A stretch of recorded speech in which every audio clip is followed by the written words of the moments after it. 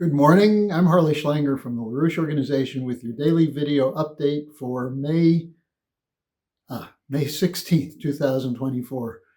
Time is moving so quickly, I'm having trouble keeping up with the dates on top of everything else. But the question that we have to address today, and what we're going to be looking at, is will the assassination attempt against Slovakia's Prime Minister Fico be a new Sarajevo, that is a trigger for a new world war? And I'll get to that in a moment, but it's clear we're in one of the most dangerous periods in modern history. Absolutely. In my discussion yesterday with Helga Zepp-LaRouche, our weekly dialogue, she said, quote, "The next 6 months will be extremely dangerous on all fronts," unquote, and that this should be of concern to absolutely everyone alive today. That this fight that we're in the midst of will determine over the next months whether we can survive this period, and if so, what the following period will look like. She pointed to two counterpoles ahead, the July 9th and 10th NATO summit and the October 22nd to 24th BRICS summit. These are the two paradigms. One, the war hawks, the Unipolar order behind NATO trying to sustain their dominance. The other side being the emergence of the global South with the BRICS, looking for a way of outside the dollar, which has been weaponized against them. Now, underway at the moment, as we're discussing this, is the Putin G Summit for yesterday and today. Putin described this as a meeting of unprecedented level of strategic partnership. He spoke of the economic and scientific cooperation between the two countries, of the large-scale projects that they're carrying out that he described as a sovereign course in pursuit of our national interests. That's, in fact, the way the Chinese and the Russians are looking at it, that they have a sovereign right to development. They do not have to accept the so-called rules of the rules-based order, which are the rules that benefit a small group of people. Putin himself addressed this. He criticized what he called the US-led Western elites seeking to retain their global dominance and believing that it's their right to tell everyone else what they're allowed to do. Now, I'll have more on the Putin G Summit tomorrow, as this is absolutely significant event, especially given the efforts made by Blinken and others to split Russia and China against each other. Now, let me give you another sign of panic in the West, which is the approach to the view of the G Putin Summit that was in the Financial Times yesterday. The author writes about how the two of them are strategizing about options for a sanctions-proof infrastructure. Well, this is a real threat to the West because the sanctions on Russia haven't worked. They're now talking about sanctioning China. How do you evade those sanctions? Well, the Russians have done quite well. The article, in fact, refers to the new Russian defense minister, Belousov, talking about him as an economist with deep ties to the Chinese leadership. It should also be pointed out that he is very much committed to a dirigistic economic policy, which is reflected in the growth of the Russian economy even under the sanctions regime. That is, the Russians have used the sanctions as an opportunity to figure out how to invest more effectively in their own physical economy to make advances, while the rest of the world has been stagnant or going backwards.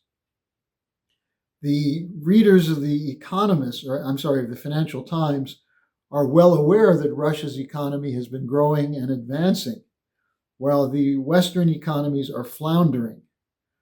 And the key to the Russian economy, in a sense, has been their use of new technologies and new scientific advances in the field of strategic defense, but also the spin-offs from that into the regular economy represent a very direct way of not only evading sanctions, but of moving into a whole new realm of economic development. Now, also causing panic in the West are the reports coming from the battlefields in Ukraine. The Russians are making significant advances across a wide front. And so the question remains, will Ukraine survive until the NATO summit on July 9th? Zelensky's term ends this weekend. There's no new election. Well, is he going to then just assert himself as a wartime dictator, which is in a sense what he is?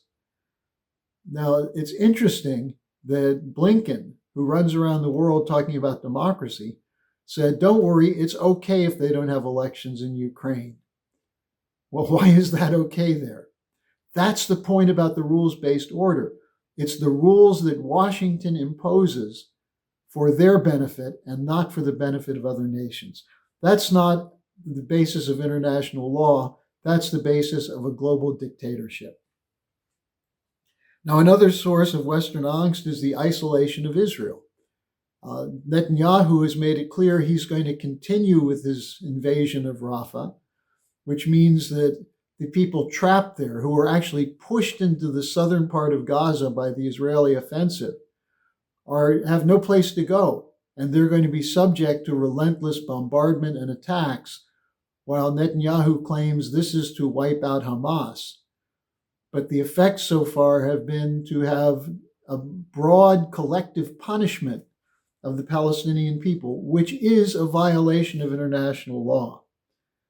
The question is, will Western nations go along with the United States, the United Kingdom, and Germany in its support for Netanyahu and his Greater Israel policies, or will there be a break, especially since the International Court of Justice, after a hearing, ruled that the Israeli policy against the Palestinians is a plausible case of genocide, which means anyone supporting Israel, any country backing Israel, is complicit in support of genocide.